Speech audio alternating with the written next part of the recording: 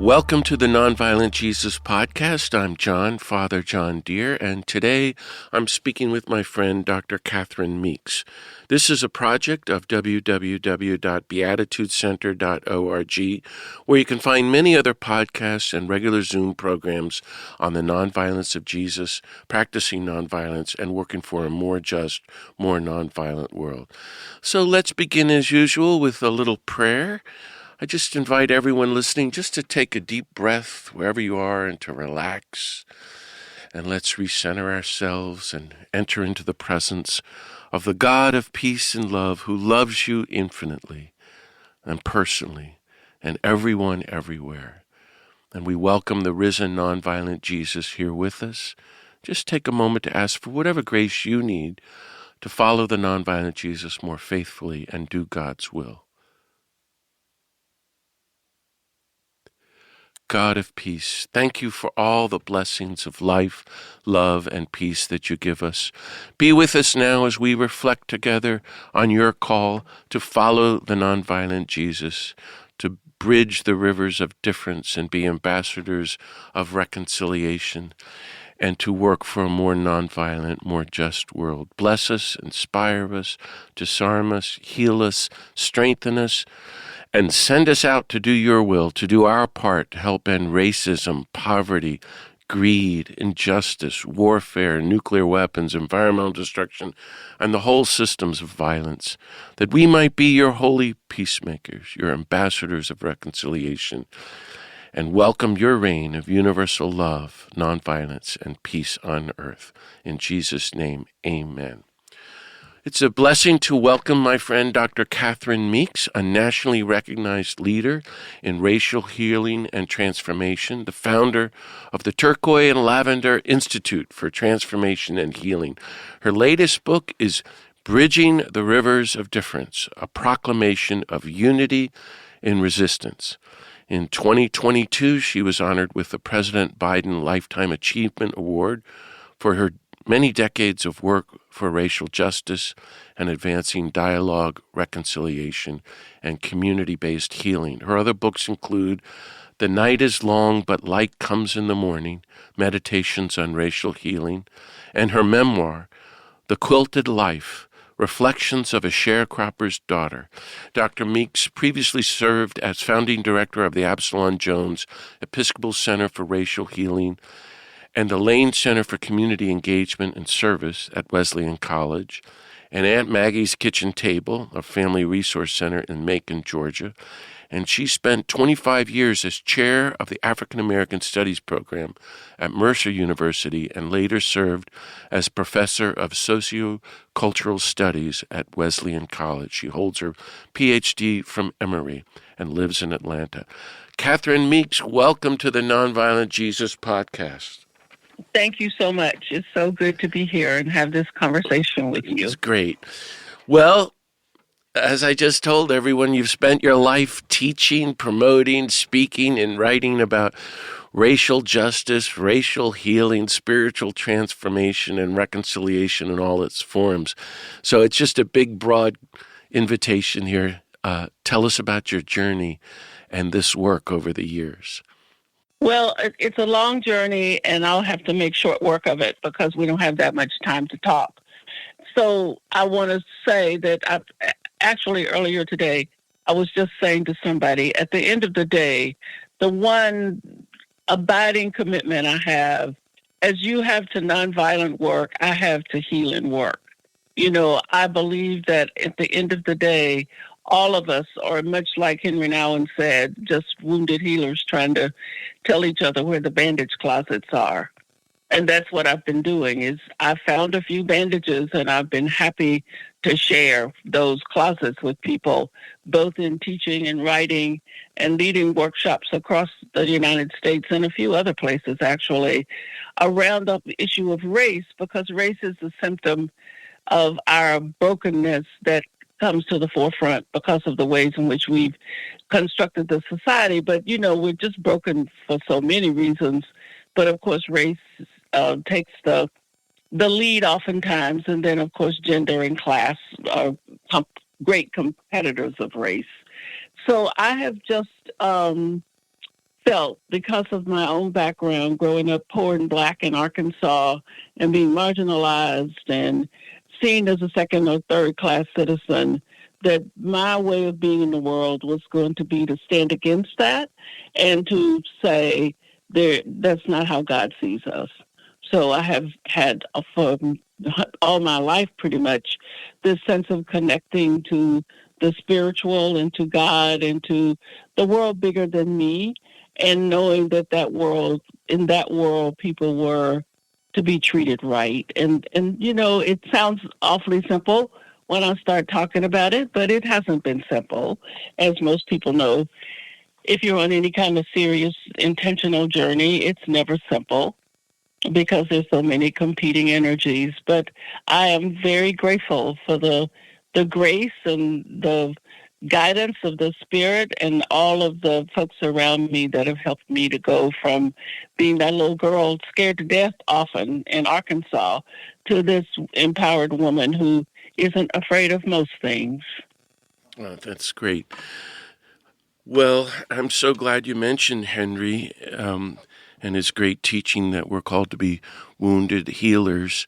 Alas, Yes. Catherine, what we're seeing play out everywhere is wounded wounders, wounded Mm-hmm. people who continue to wound and inflict permanent wounds, not just on each other here in that country, but around the world and to Mother Earth herself. After all Mm-hmm. you've done, all you've taught and been through, I don't know if you would agree.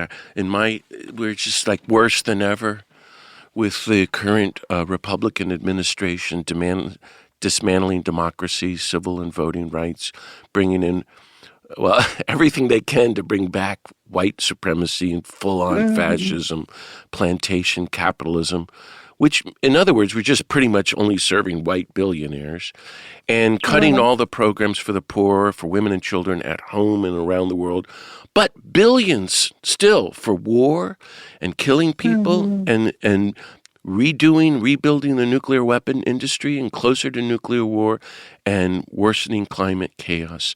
So I hate to ask you this, but I think it would really help if you just spoke a little bit from your perspective on the crisis we're all facing today.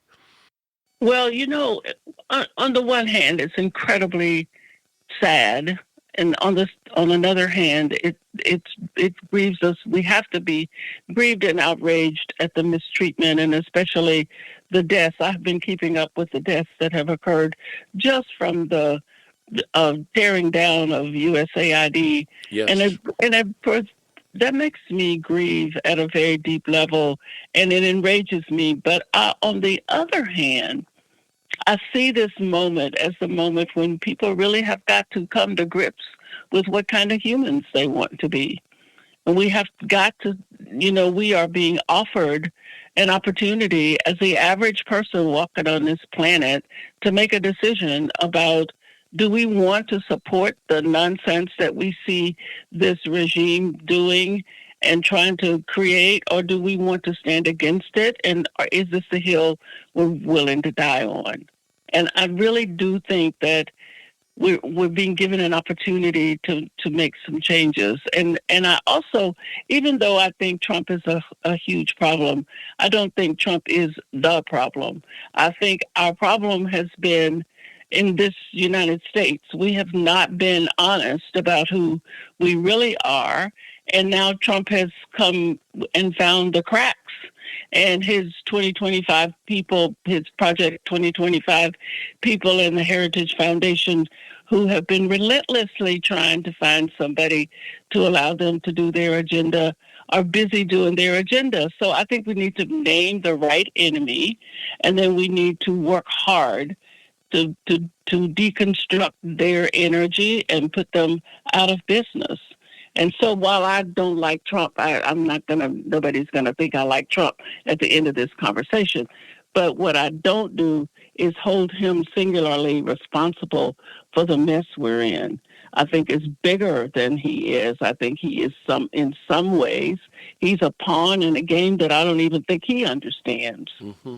And so I think that we have got to, I don't see us naming the real culprits as much as we need to. everything is kind of focused on him because he's the president. But we could, if we really, I mean, we people of faith have got to be more astute than that and really know where the real enemies are, and we can't be living under some kind of illusion. So if Trump died tomorrow, we would still have a problem. Do you want to say a word about these real enemies? You've already named them: racism, sexism, classism, of violence, and you get into them in your book. But do you want to unpack them anymore? Yes, I do want to say that I think since this country was founded upon the notion of some humans being better than others, when we wrote the Constitution, Black people weren't considered human, and neither were women. So the Constitution wasn't talking about us when it was talking about promoting the general welfare and creating a more perfect union. And we have been living out that that kind of human value hierarchy all the time so if white men with power are going to be more important than Black men with power or no power, and women and other people of color and white men with no power, if there's going to be a class of white men that get to do everything and be everything and say everything, which is basically how we got started. And we have done a whole lot to try to keep that going. And I think the Heritage Foundation has been living into that value system all the time and just working diligently to find a way to do what they're doing right now with Project 2025. So knowing all of that, then what do we do?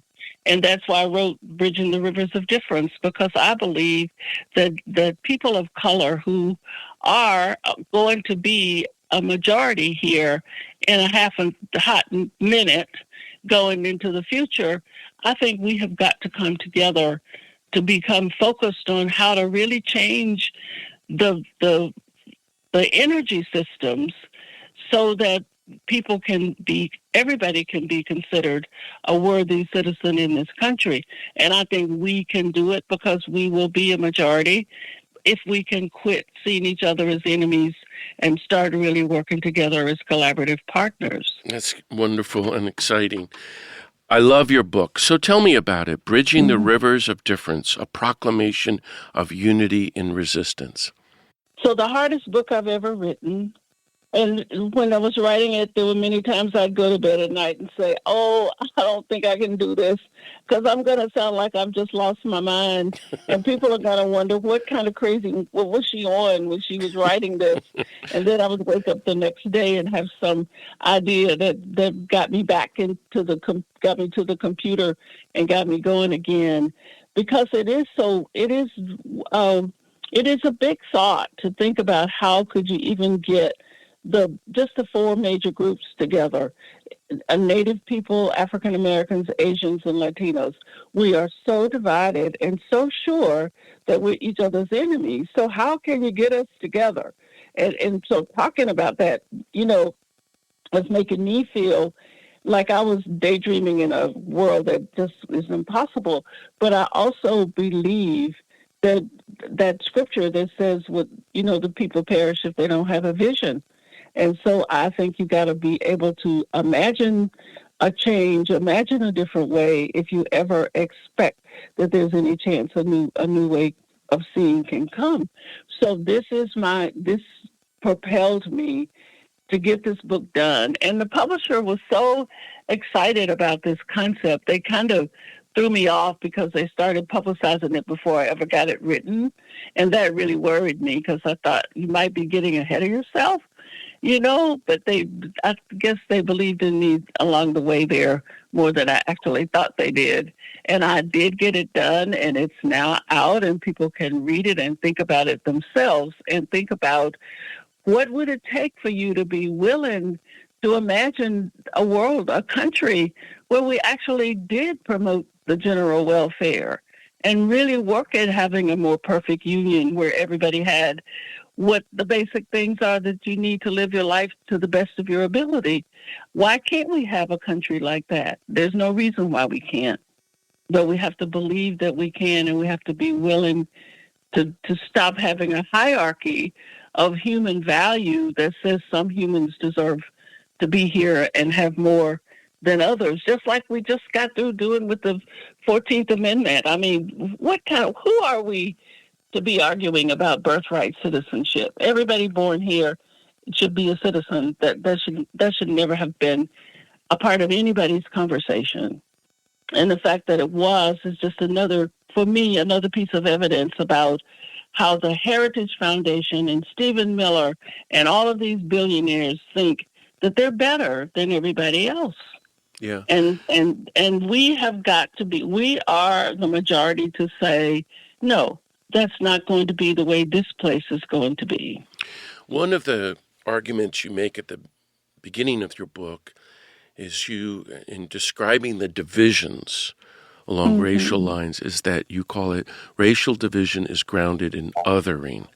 And that's kind of the basis for your beginning to move toward unity and resistance. Tell me about what that means and how it's being practiced today. I mean, you could go back, of course, to the indigenous history, the genocide there, but it's just a long history, I guess, of othering. Yeah, I think I want to go further than the genocide against the indigenous people. I start out the book with that concept talking about Cain and Abel, and when Cain felt like God didn't like his sacrifice as much as he did Abel's sacrifice, instead of him asking, well, how can I improve? What do I need to do? What would make my sacrifice more acceptable to you, God? He decides it's his brother's fault and kills him. So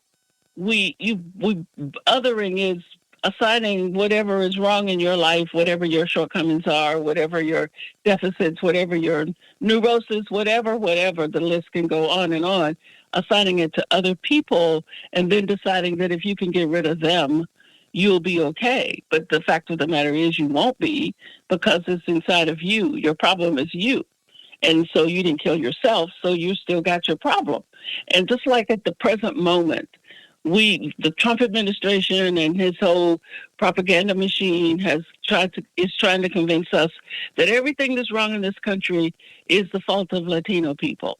And we just got to get rid of them. If we get rid of them, we'll be okay. That is just such an example of othering and so far from the truth, because whatever problems we have are the problems we have. And it's not even any one particular group of people responsible for those problems. So until you're willing, Jung would talk about this as the shadow, I guess, in some ways. I talked about it as othering because that's just another way to talk about assigning things to other people that belong to you, your psychological, spiritual shortcomings, of challenges or whatever, assigning that to other people and then wanting to get rid of them, which is so silly, because when you do that, you give other people power over your life. I mean, if I say that you're the blame for how I'm behaving, then I'm saying you have to fix me. So what about my own power? And I don't think people have thought about that very much when they have, it's somebody else's fault. Well, does that somebody else run your life, or do you think maybe you want to claim your power back and be in charge of yourself? This is very, very important. I've thought this and talked about it myself for almost 50 years now, because I think, the minute you say someone is other, you're on the path of dehumanizing them, or as you say, giving them more power. You're dehumanizing yourself. But once you do that, then the next thing you know, there's the enemy, and then you can be like Cain and kill the person. That's why I always thought, like when I was a kid trying to figure Martin Luther King out, what does this mean, nonviolence? And then I defined it as remembering who we are. Everyone is the beloved son and daughter of God. And therefore, we're not alone. Every other human being on the planet is our sister and brother. But the minute you forget that, well, then you can be violent to others. And that's what you're telling. I mean, and race is total violence. And it leads to Cain and Abel. And I think what you're telling us is very important. But I'm getting off the book a little bit here, but you have for decades done workshops on racial healing and spiritual transformation. And I wonder if you could just give us a few of your basic lessons. I know that's another big question, but what do you focus on when you're trying to work with groups of people to get over othering, I suppose, right? Well, I think one of the things I've been doing this work for, I'm 80. I turned 80 in February. Happy I've birthday. been doing this. Thank you. I've been doing this work since I was in my 20s, for over 50 years. So, but I'm clear about, first of all, people have to decide what kind of human they want to be. You know, do you want to be somebody walking around holding on to a lot of fears and grudges, or do you want to be a free person? Do you want to be a well person? And so I try to talk about that because white people have a hard time believing that racism has injured them in any kind of way. Mm-hmm. And it has injured them. It has injured us all. There's nobody that lives in this country that's not affected by racism, and racism causes wounds. And you have to figure out how you've been wounded. And then you have to decide if you want to do something about those wounds. And so if you show up in a racial healing workshop, I assume that you at least want to do something about the wounds, or else somebody made you come to the meeting. Either way, you got there. And in our case, a lot of times those trainings were mandated in our diocese, so people felt like they had been made to come to the meeting, but then once they got there, they discovered that it was valuable. So we talk about the history and all of those things, but at the end of the day, we do a lot of things to try to help people do self-reflection or self-interrogation, where you begin to look at yourself and see, how am I living in the world? Do I drive down the road projecting all kinds of thoughts and ugly comments to myself about somebody because they look different from me? And if I do, why am I doing that? What is wrong with me? What is the value of that? So I really am big on self-interrogation, because you've got to look in the mirror and be honest about what you see. And until you do that, you're not going to do anything else anyway. I want to, because you're just hiding. I want to read a sentence from your book and ask you to reflect with us on it. You write, white people who wish to move from ally to becoming a trusted and trustworthy companion have to come to terms with the inferiority narrative and other parts of the master narrative that support the racial hierarchies and the suppression and oppression that accompany them. I agree with you, and I want you to tell us about that. Well, there's this whole notion that, skin color, the white people are better than people of color. And if you're a person of color, the whiter you are, the better off you are, the smarter you are. That's the master narrative. That's the narrative of people of color are inferior to people who are white. That got started a long time ago when black folks and enslaved folks, actually, and Native people came together in that moment that we now label as Bacon's Rebellion, when the white man discovered that the Native people and the enslaved folks were going to be a force they didn't really want to deal with. They started making white skin bigger and more important than it really is. And so if you operate in that arena, then you, as a white person, you may not think that narrative has followed you through the generations and brought you to a place where, on some deep level, you have a little bit of a twinge of being a little bit better than somebody who's not white. You have privileges to reinforce that. The culture reinforces that. All kinds of things in America reinforces that notion. And so until, as a white person, you're willing to come to terms with that and face it and own it and not try to talk yourself out of it, you're just kind of, playing around in the racial healing field until you come to terms with that, because that is a wound, and it's a wound that has to be healed, because nobody's any better than anybody else, ever. I mean, God made us all, and I'm totally, that's a hill I'm going to die on. That nobody is better than anybody else. We're all here together, and we're all made in God's image, and we deserve to be loved and treated right.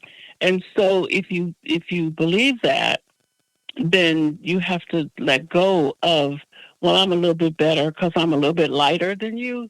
I mean, in the communities of color, we call it colorism, where we people who are black and brown start looking at our shades of black and brown and deciding who is better than who else. And, think about what a silly game that is. Mm-hmm. And how destructive it is and divisive. And we have to get off that horse of inferiority, the hierarchical human value.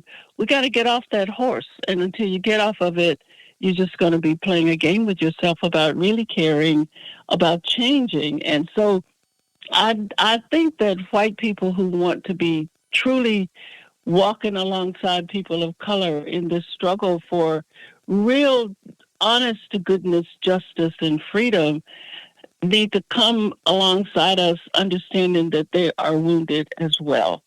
And they're not coming to help us, they're coming to help themselves. They're coming to get well themselves. And so we can be partners, as Henry Nouwen says, we can be partners in looking for bandage closets together, rather than you coming to help me save myself. Are you coming to tell me where the bandage closets are? Because you don't know where they are either. We're working together, walking together to find them.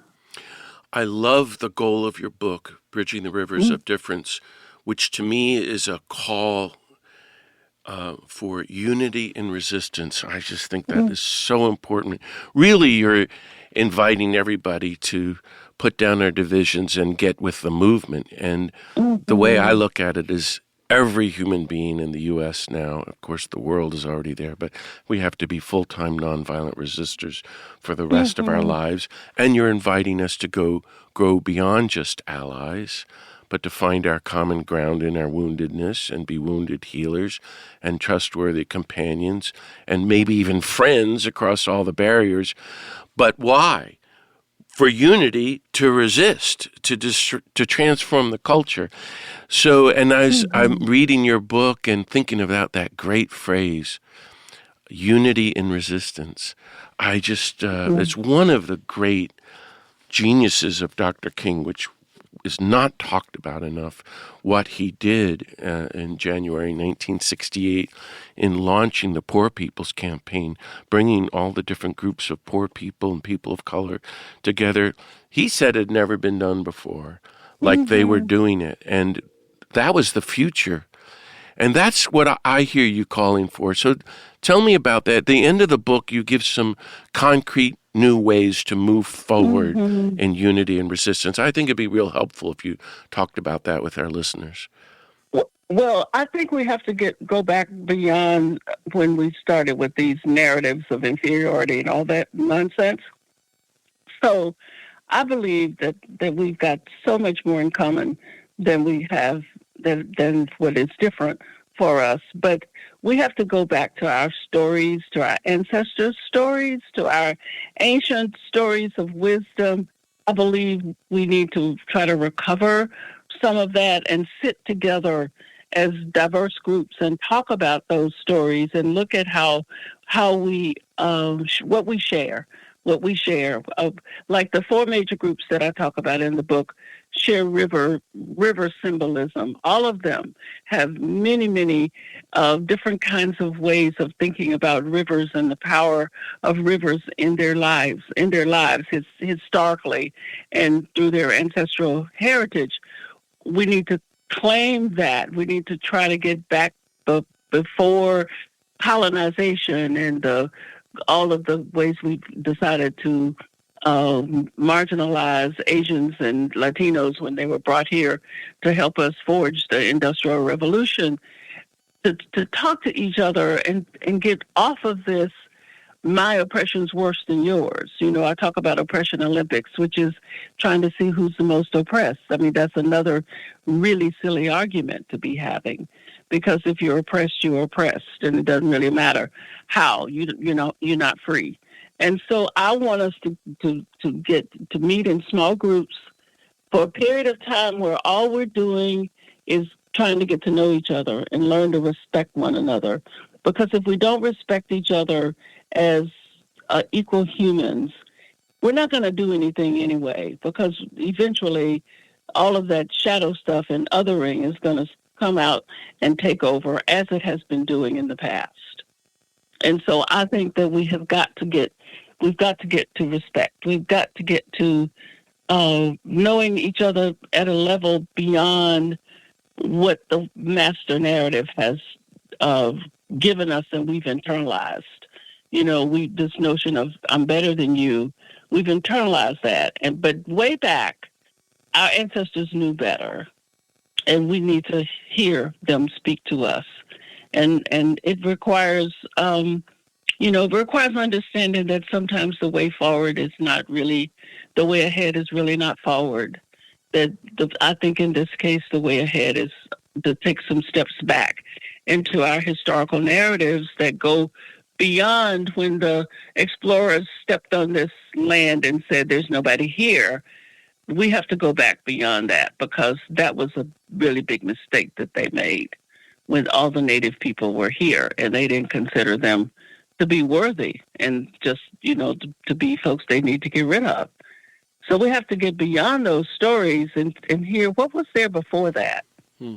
That's one thing. And then the second thing is that we have to create new narratives. We have to create new narratives, and we have to trust each other enough to be willing to work on to really be willing to promote the general welfare, to work on a common agenda, to work on things that benefit everybody and not just one group or one set of people. And, sometimes when you do that, for a while you may not get your favorite thing, but you are working for the good of the whole. So it's not just all about you getting your favorite thing. It's about you being willing to trust the group and the process, and to believe enough in the community to really be glad that if we have better schools, that'll help you, even though maybe you really wanted to build a grocery store. And maybe if you are willing to stay in the conversation, you'll get around to building a grocery store. But we get into, our egos rule rather than ruling, having the understanding that the welfare of the community is more important than one person's ego. But how many times have we let stuff just get spoiled because somebody wanted to have it their way and they couldn't, and eventually the whole thing tumbles down. So we got a lot of work to do, and this is why I sometimes felt like I was just going to go crazy trying to talk about this, because it does on the surface seem impossible, but, nothing is impossible if you have faith and you're willing to get on the path and stay faithful. I'm glad you talked about ego, because you see it there in the Cain-Abel story. It's everywhere, and it leads to racism and murder and warfare, and let's destroy the planet because I'm not getting my way. I'm a spoiled rich white guy.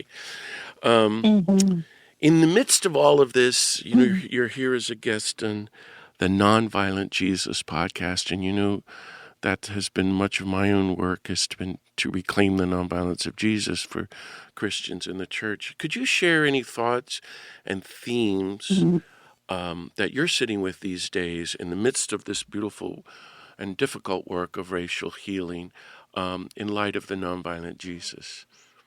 Well, to dehumanize another person is violent, whether you slap them in the face or talk ugly about them or take a gun and shoot them. It's all violence. All of those are various ways of being violent toward another person. And Jesus was never that. I mean, Jesus was always taking people as he met them and respecting them and listening to them and willing to go further than we are mostly ever willing to go. I don't think that most of the folks that sit in pews on Sunday have much of an idea who Jesus is. And that's part of the problem. I think that there's too much. We made up a Jesus to fit us, to fit our own narratives, to fit our way of being in the world.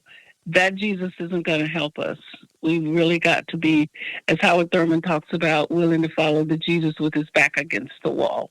Yes. You know, the Jesus of the real Jesus Christ that was up against the Roman Empire and having to depend on God and bring a new way to be, a new way to see, and turning the world upside down. That's the nonviolent Jesus that we don't really want to have much to do with, because it's not the Jesus of the rich and the powerful and the warriors and the warmongers. That is not, there is no Jesus for them. You know, that means to try to, you know, I think it's so stupid to talk about holy wars and wars that are supposed to end all wars. Wars are not ever, one war is never going to end all wars, because you're always going to find something else to fight about if that's how you think you solve problems. So, you know, John, I'm so glad that you have this focus and that you stay on this focus, because I think in the religious world, we need to really reimagine what nonviolence really is about, because our churches and religious institutions are pretty violent.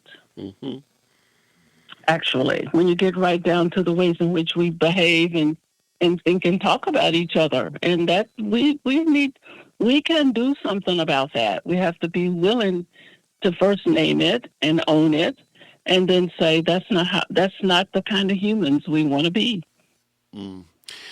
Well, you just celebrated your 80th birthday. Congratulations. What sustains you on this journey, this lifetime work of yours? Well, it's grace. It's more grace than anything, but it's, you know, this is what makes my heart sing. You know, Howard Thurman talks about find out what makes you come alive and go do that. Yeah. That's it. This is it. I mean, this and playing with my essential oils and making greeting cards and trying to be kind to people. That's what makes my heart sing. And I love it. And I just keep on being given the energy to go do it. And I'm going to do it as long as I can. And so far, you know, it appears that I don't have any reason to stop. I feel good, and I have rheumatoid arthritis, and I just, like everybody else, it's an inconvenience, but people have all kinds of things that are inconveniences, and that's not a reason not to be faithful. I encourage all our listeners to get Catherine's new book, Bridging the Rivers of Difference, a proclamation of unity and resistance. If people wanted to be in touch with you or invite you for a workshop, how could they reach you?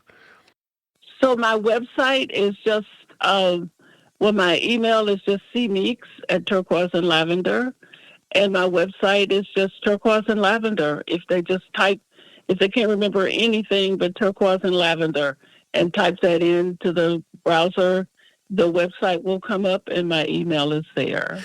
Is there anything else before we close that you'd like to tell our listeners? Any last word of encouragement in these times to keep going forward and pursuing unity and resistance? I think the most important thing is to work on trying to be at peace with yourself every day.